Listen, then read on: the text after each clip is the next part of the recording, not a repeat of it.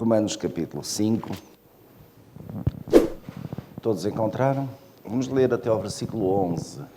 Justificados, pois, pela fé, tenhamos paz com Deus por nosso Senhor Jesus Cristo, por quem obtivemos também nosso acesso pela fé a esta graça, na qual estamos firmes e gloriemo-nos na esperança da glória de Deus. E não somente isso, mas também gloriemo-nos nas tribulações, sabendo que a tribulação produz a perseverança, e a perseverança a experiência, e a experiência a esperança. E a esperança não desaponta, porquanto o amor de Deus está derramado em nossos corações pelo Espírito Santo que nos foi dado. Pois quando ainda éramos fracos, Cristo morreu a seu tempo pelos ímpios, porque dificilmente haverá quem morra por um justo, pois poderá ser que pelo homem bondoso alguém ouse morrer. Mas Deus dá a prova do seu amor para conosco, em que, quando éramos ainda pecadores, Cristo morreu por nós.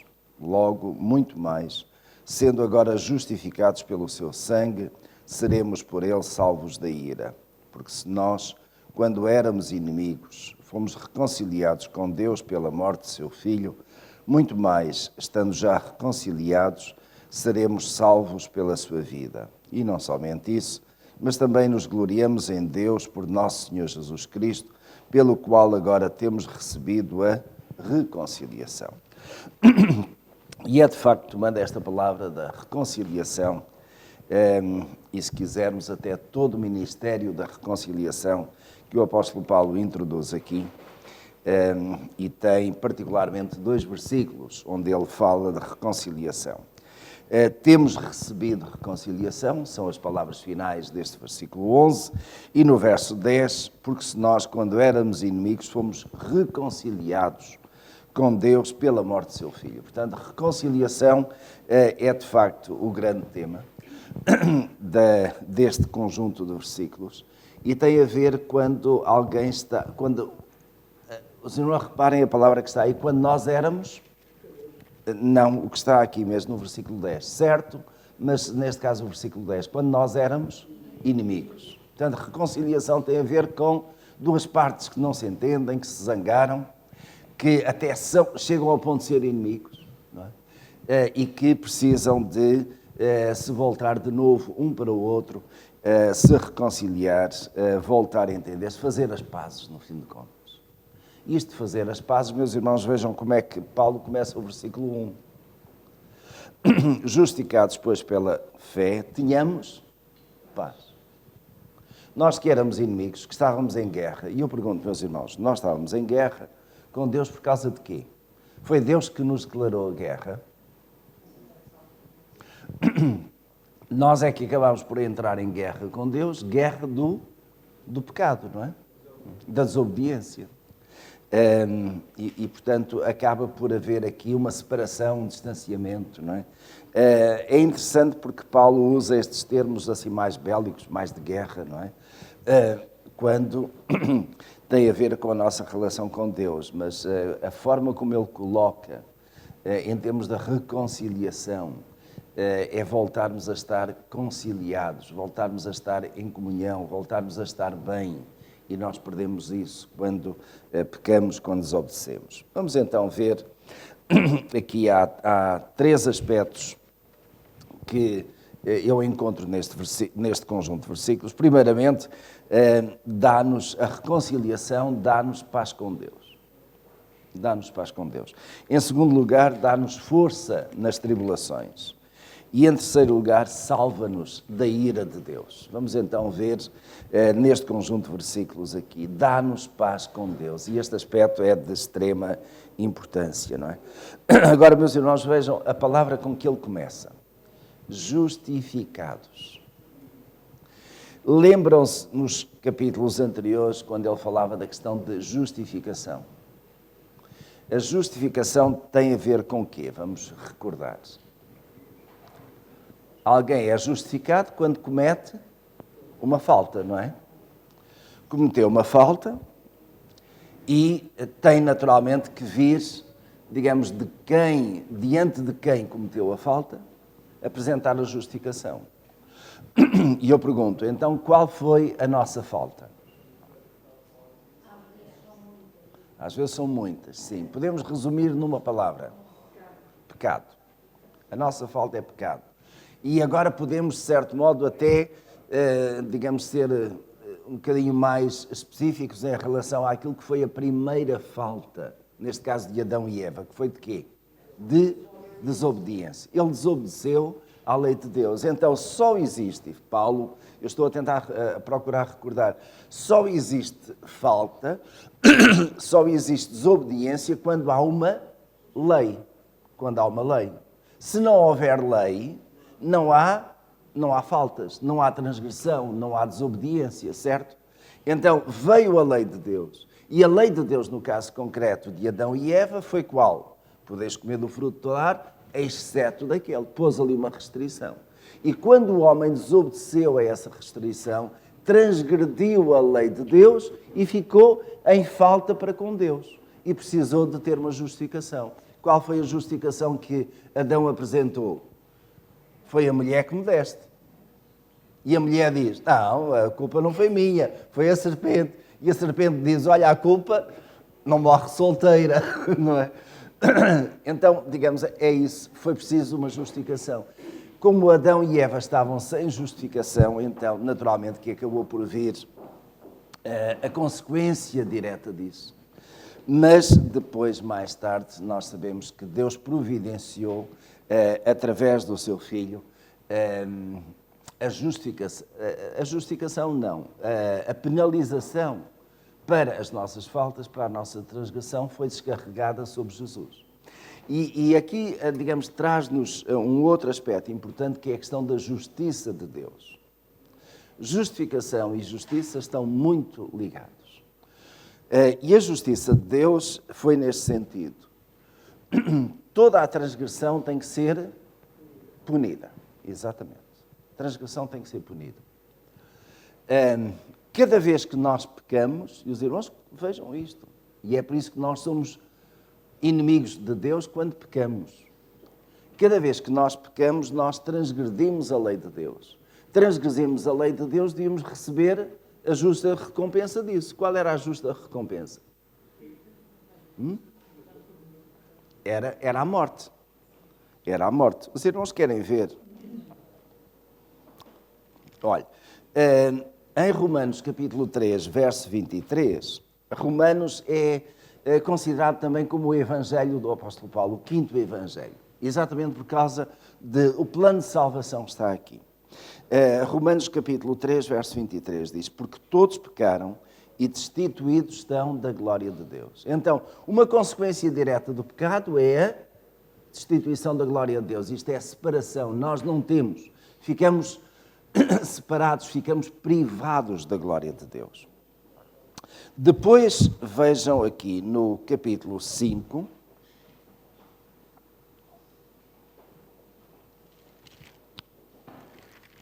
capítulo 5, não, capítulo 6, está mais adiante, verso 23. E o que é que diz? O salário do pecado é a morte. Deus é a vida eterna em Cristo Jesus, nosso Senhor. Estão a ver a questão de salário? Paulo apresenta aqui como salário a ideia de que é a paga, é a retribuição, é a recompensa. Então, meus irmãos, pegando aqui nestes dois versículos, o que é que nós encontramos?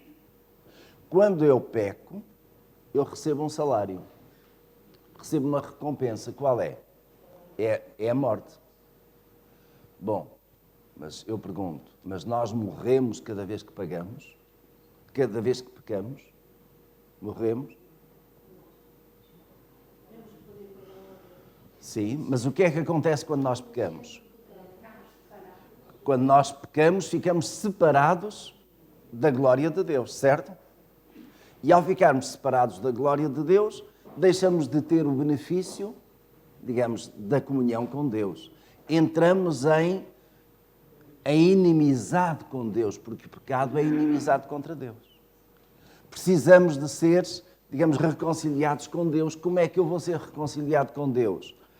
Através de um ato misericordioso de Deus, que Paulo aqui chama graça, é a graça de Deus, e que essa graça acabou por ser, digamos, obtida, concedida para nós, através de quê? De um sacrifício, certo?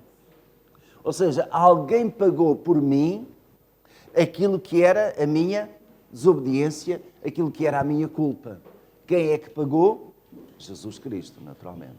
E ao ter pago na cruz do Calvário, a justiça de Deus que seria aplicada sobre mim, isto é, o salário do pecado é a morte, essa morte não veio para mim, em termos físicos, mas foi para Jesus. Então Jesus, no fim de contas, acabou por ser o que recebeu toda a culpa, não é?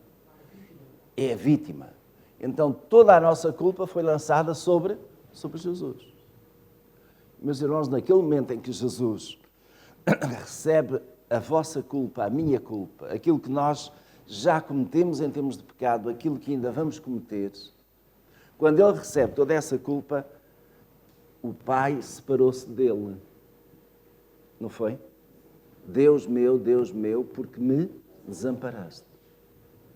Nessa altura, digamos, aplicando aquele versículo que nós lemos há pouco, por causa do nosso pecado que caiu sobre Jesus, Ele ficou destituído da glória de Deus, ficou separado da glória de Deus. O Deus Pai separou-se de Jesus, porque a nossa culpa estava sobre Ele. Os irmãos estão a ver como estes versículos se aplicam aqui, neste caso. Então, por causa disso mesmo, nós temos um substituto diante do Pai, e por isso também acabamos por, pela fé, que nós demonstramos, aceitando este plano de Deus e este sacrifício de Jesus, sermos justificados diante de Deus. A nossa culpa é justificada. Mas é justificada, naturalmente, quando nós também nos reconhecemos o nosso pecado e nos arrependemos e procuramos mudar de vida, certo? Digamos, isso está implícito aí. Então, pegando de facto aqui no versículo 5, isto é um pano de fundo que está para trás e até um pouquinho mais à frente, mas a reconciliação com Deus dá-nos paz com Deus, na nossa consciência culpada, não é? Justificados, pois, pela fé, tenhamos paz com Deus por nosso Senhor Jesus Cristo, por quem obtivemos também nosso acesso pela fé a esta graça, na qual estamos firmes e gloriemo-nos na esperança da glória de Deus, não é? A nossa consciência, então, era pesada por causa do pecado, mas foi liberta, não é? Foi aliviada, foi completamente restabelecida diante de Deus. A nossa justificação foi concedida por um ato único de Jesus. Um ato que é único, não se repete, não há de facto aqui necessidade de Jesus voltar a ser sacrificado, ele foi uma vez por todas. E por isso mesmo nós temos então acesso pela fé a esta graça. E reparem, há aqui duas palavrinhas que são fundamentais, são importantíssimas. É a nossa fé e a graça de Deus. Fé e graça. Paulo diz isto nos mesmos termos, mas usando outras palavras, na carta que ele escreve aos Efésios. Pela graça sois salvos, mediante a fé. E isto não vem de vós, é dom de Deus. Não vem das obras para que ninguém se glorie. Pela graça sois salvos. Cada um de nós que está aqui, meus irmãos, é salvo tão somente pela graça de Deus. Mas a graça de Deus, digamos, é uma parte do processo. É a graça de Deus é oferecida. A graça de Deus está disponível para os familiares, para os amigos, aqueles que nos rodeiam, que não comungam desta mesma fé. A graça de Deus está disponível.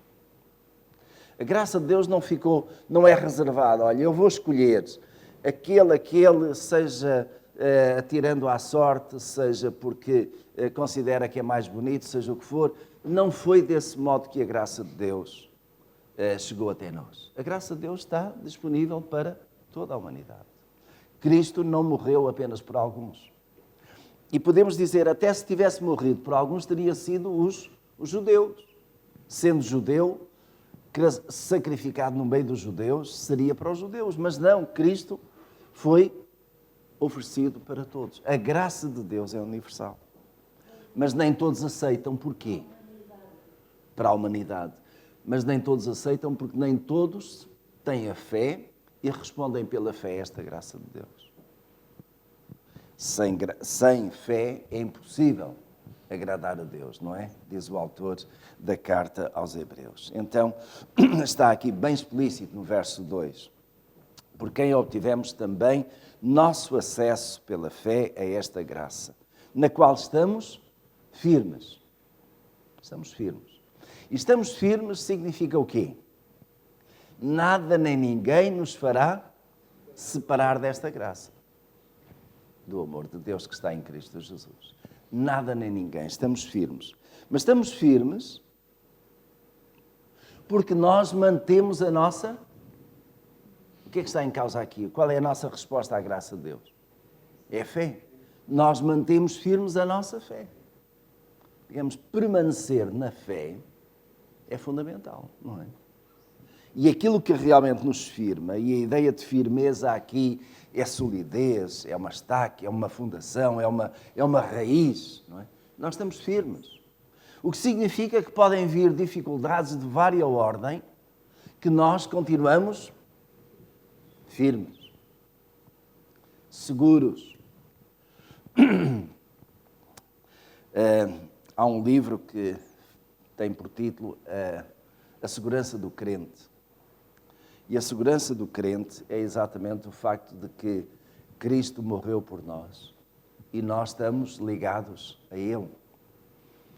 E a salvação que Cristo nos dá é uma salvação permanente. Quando nós somos salvos, estamos salvos. Claro que podíamos questionar, podemos perder a salvação? Há uma situação excepcional em que isso, digamos, numa das cartas do apóstolo Paulo, parece dar a entender, é no caso da apostasia, quando alguém que experimentou e depois renuncia à fé e continua a renunciar. Mas, de certo modo, eu tenho para mim também de que quando alguém realmente se converte profundamente, e o seu nome é inscrito no livro da vida, o seu nome está lá, e eu não vejo indicação alguma na Escritura em que o seu nome possa ser apagado. Não encontro nada na Escritura que diga que o nome de alguém que está inscrito no livro da vida venha a ser apagado. Não encontro nenhum versículo na Escritura que diga isso. O que diz é que no final dos tempos, abrir-se-ão vários livros. Livros das obras e o livro da vida. E aqueles cujos nomes estão escritos nos livros da vida irão para a eternidade com Deus. E aqueles que não estão irão para a morte eterna. Agora, meus irmãos, Deus é que sabe quem é que está escrito no livro da vida, não é? E será que eu sei? Será que eu posso ter essa certeza? Eu tenho ou posso ter essa certeza através de quê? Em primeiro lugar, daquilo que é a minha resposta a esta graça de Deus, pela fé. Pela fé sois salvos. Não vem de vós, é dom de Deus, é a graça de Deus. Em segundo lugar, porque o Espírito Santo me confirma na minha caminhada com Deus, na minha fé, naquilo que são os benefícios inerentes a esta graça. Então, ainda no verso 2, na qual estamos firmes e gloriemo-nos na esperança da glória de Deus. E o que é isto da esperança da glória de Deus? Na qual nós nos devemos gloriar. Qual é a esperança dos irmãos? Um dia iremos vê-lo face a face. Mas também os não crentes vão vê-lo face a face. Não é? Tem que ser alguma coisa mais. O incrédulo tem essa esperança que nós temos. Mas o incrédulo também vai ver Jesus face a face, não vai? Vai ver, mas não tem a mesma esperança. Pronto, então qual é a nossa esperança? É que iremos vê-lo face a face, mas iremos estar com ele para toda a eternidade. Quando Jesus se sentar no tribunal de Cristo, no dia do juízo final, diz a Escritura que todos irão comparecer diante dele. E desse modo irão vê-lo face a face. Mas a nossa esperança é que quando chegar esse dia, Jesus não vai ser tanto o nosso juiz, mas o nosso advogado. Ele, neste momento, é o nosso advogado diante do Pai. Mas quando o Pai lhe entregar o trono e o juízo, para ele reinar, nós então iremos enfrentá-lo com tranquilidade. Porquê? Porque a punição que caía sobre nós já foi lançada sobre ele. E nós somos justificados pela fé. E é esse exatamente o sentido que Paulo diz aqui. Justificados, pois, pela fé, tenhamos paz com Deus. Eu vou estar em paz com Deus diante do juízo final. Certo? Mas há uma primeira condição, é eu ter fé. Segunda condição, é eu ficar firme nesta fé até quando? Até que eu termine os meus dias nesta terra, não é? Quando eu terminar, quando a minha caminhada chegar ao fim, então eu irei à presença de Deus. E é aí que a minha esperança então se vai mostrar, não é? E se vai confirmar, podemos dizer. E nós iremos gloriar-nos na glória de Deus, não é? E gloriar é alegrarmos, é ficarmos tão felizes, tão cheios de graça, não é?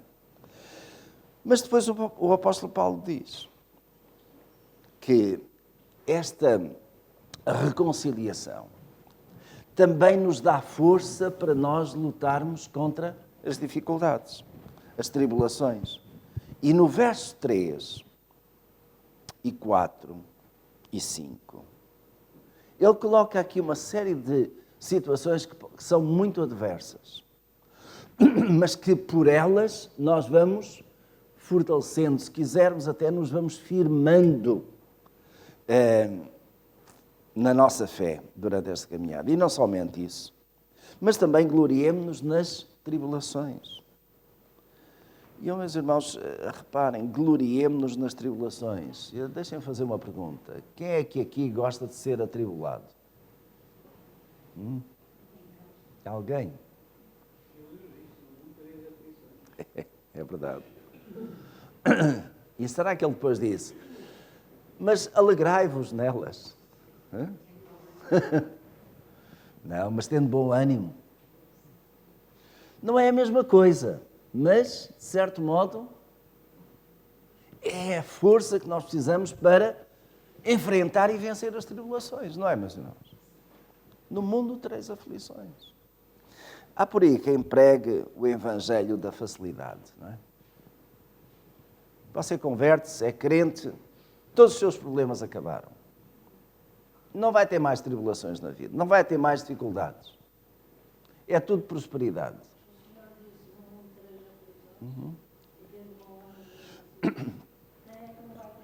É um facto que eu, quando me converto, quando sigo no caminho do Senhor, tenho bênçãos, ou não é? Mas às vezes também vêm tribulações. Porque se alguém não ficou nada satisfeito com isso, foi o diabo. E o diabo, que está em guerra declarada com Deus, também faz guerra a quem? Aos santos, a nós. E, portanto, eu vou ser alvo dessa guerra. Eu vou ser atingido. E por isso é que o apóstolo Paulo preveniu os seus discípulos através de Pedro, dizendo que Pedro, tem cuidado. O diabo anda ao derredor de cada um de vós, a cirandar. E este cirandar é, assim, até sem dar nas vistas, pronto para apanhar uma oportunidade, uma brecha. E ele entra e deita as suas garras. E às vezes apanha-nos, não é? Isso faz parte da nossa caminhada. Não somente isso, mas também gloriamos nas tribulações. Sabendo que a tribulação produz... Oh, meus irmãos, já estamos a ganhar. Já estamos a ganhar, não é? Produz perseverança. O que é perseverança? Alguns irmãos têm outra palavra, eu sei. Paciência, exatamente. Então, o que é isso de paciência? Não é bem a ideia de paciência. É mais a ideia de perseverança. Paciência é, olha, veio a tribulação, paciência, vou ter que aguentar.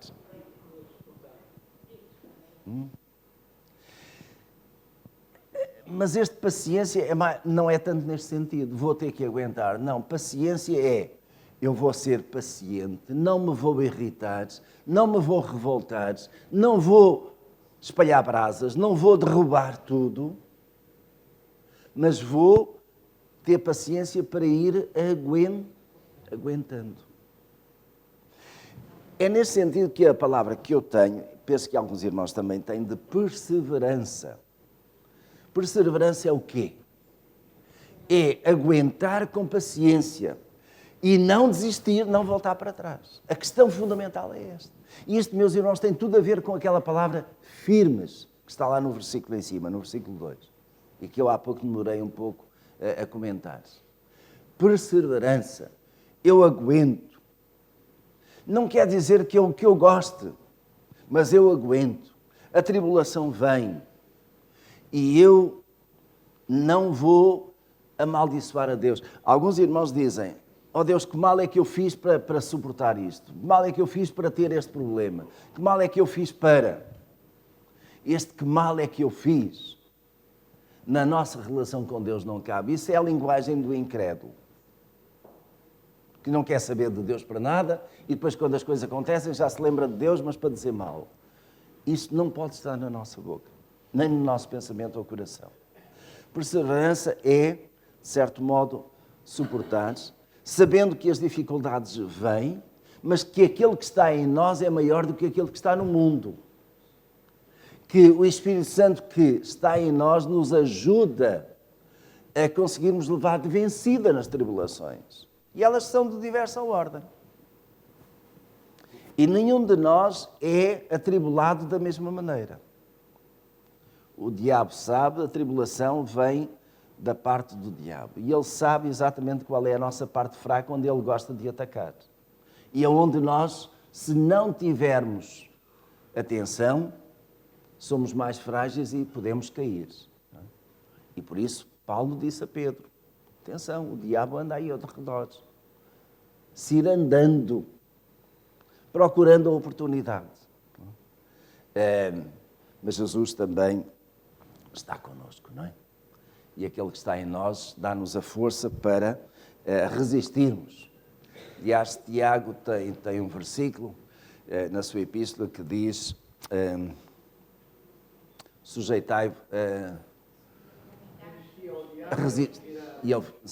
sujeitai-vos a Deus, resisti ao diabo e ele fugirá de vós. É o versículo completo.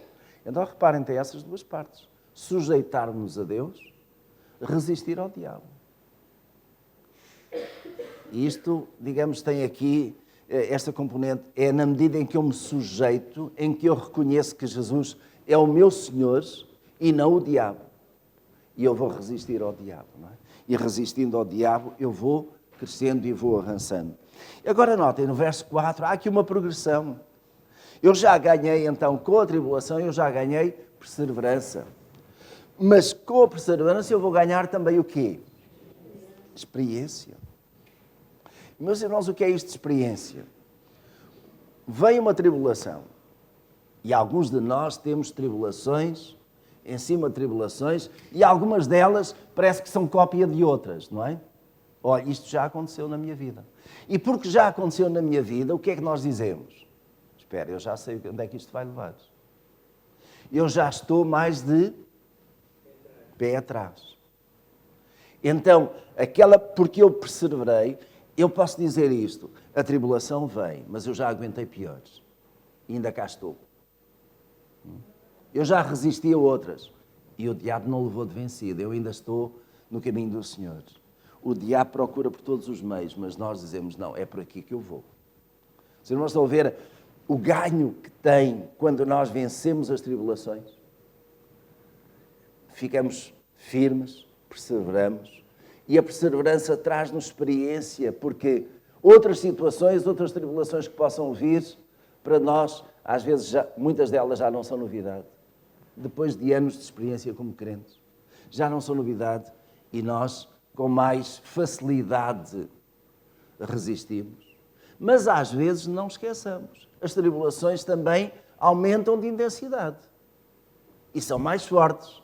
Mas nós já temos uma base para nos aguentarmos. E, meus irmãos, esta é a grande diferença entre um bebê em Cristo e alguém que já tem anos de experiência na vida cristã. O bebê em Cristo ainda está a dar os primeiros passos, ainda está a ter as primeiras experiências. Aquele que já tem anos de crente já teve experiências, já foi atribulado muitas vezes. Já tem bagagem, não é? A certas coisas que vêm. Isso. E vamos ultrapassar. E conhecemos as armas. E apropriamos dessas armas e lutamos com essas armas, que são as armas da fé, da ação do Espírito Santo na nossa vida. E a experiência produz, então, o quê? Esperança. E a esperança é a última coisa a morrer, como diz o povo por aí, não é? Produz a esperança. E a minha esperança qual é, no fim de contas? Eu vou estar com o Senhor na sua glória. Vocês não estão a ver aqui? Eu começo, digamos, com esperança e a minha esperança vai sendo cada vez mais fortalecida. Cada dia que passa, nós estamos mais próximos da concretização desta esperança, não é, meus irmãos?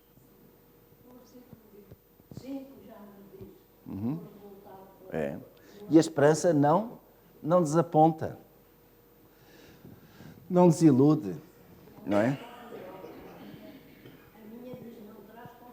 Não traz confusão, não é? Não traz confusão. Ninguém fique baralhado.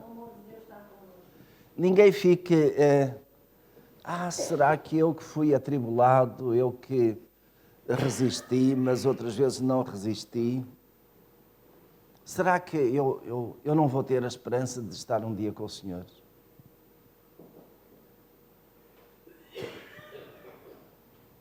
O que é que os irmãos acham? Quando o crente... Vamos colocar agora... Eu coloquei as coisas pela positiva aqui, mas vamos colocar, porque isso também acontece. Vem a tribulação e nós, ou porque estávamos meio distraídos, ou porque o diabo é muito subtil e ou porque foi uma situação nova que nós não reconhecemos e nós caímos naquela tribulação. Perdemos a esperança.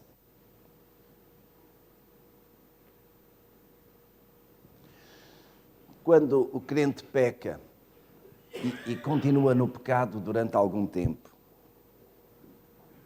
perde a salvação, perde a esperança, fica confuso, está separado de Deus. E tem esperança de que alguma coisa possa mudar ou não?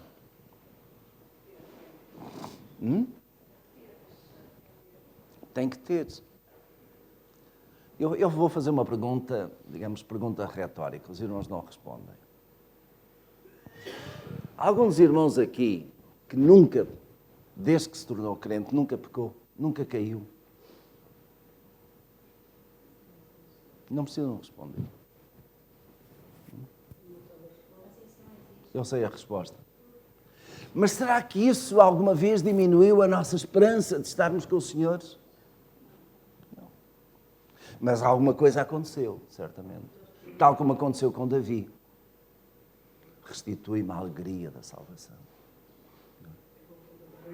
Não retires de mim, ó Deus, o teu Espírito. Restitui-me a alegria da salvação. Nós perdemos alguma coisa quando pecamos. Mas temos que voltar ao caminho. E temos que reativar e segurar bem a esperança que temos de nós. Meus irmãos, se eu posso resumir numa palavra aquilo que é, digamos, toda esta nossa caminhada cristã, é exatamente isto, esperança. Meus irmãos, se nós não temos esperança, então o dia de amanhã pode ser de morte.